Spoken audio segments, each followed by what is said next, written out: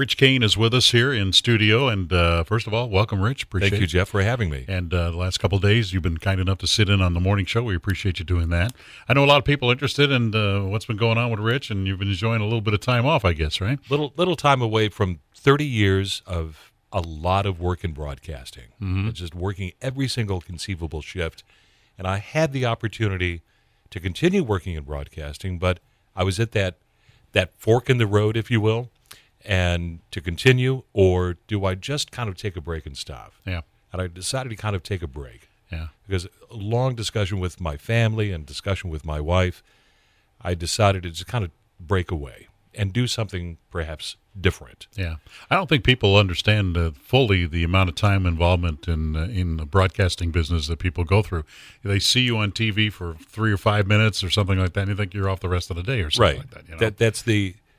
That would be ideal, but that's not what really happens because you're physically up at about 2:30 in the morning. At least that was my shift before I left broadcasting. Up at 2:30 in the morning, and then perhaps maybe if you were lucky, off about 1 o'clock in the afternoon. Now, if there were some extra duties, that may include a personal appearance later on in the afternoon or the evening, or if there was a station event. If there was some severe weather overnight, that would add on to that regular schedule. Sure.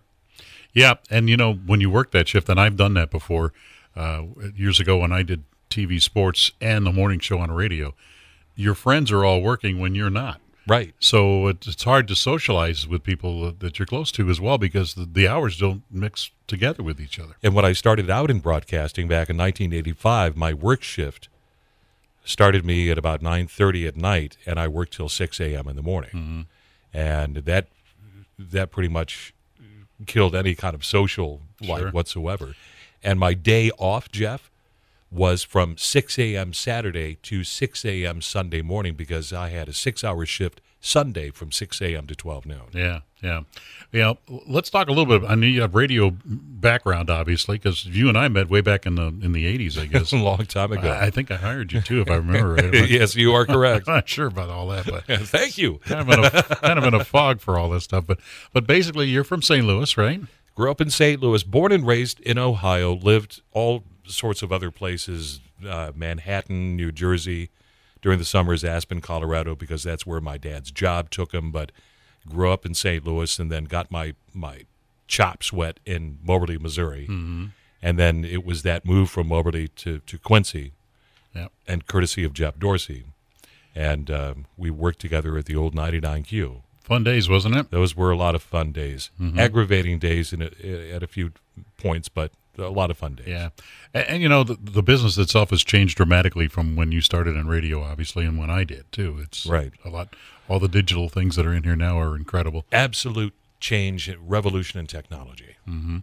Easier to do commercials than it used to be, I know that. Oh, absolutely. And the automation system going from 5-6 racks down to just one box. And a very small one at that. Yes. And stuff you can do from your home now, basically, if you wanted to. So it has changed an awful lot over the years, that's for sure.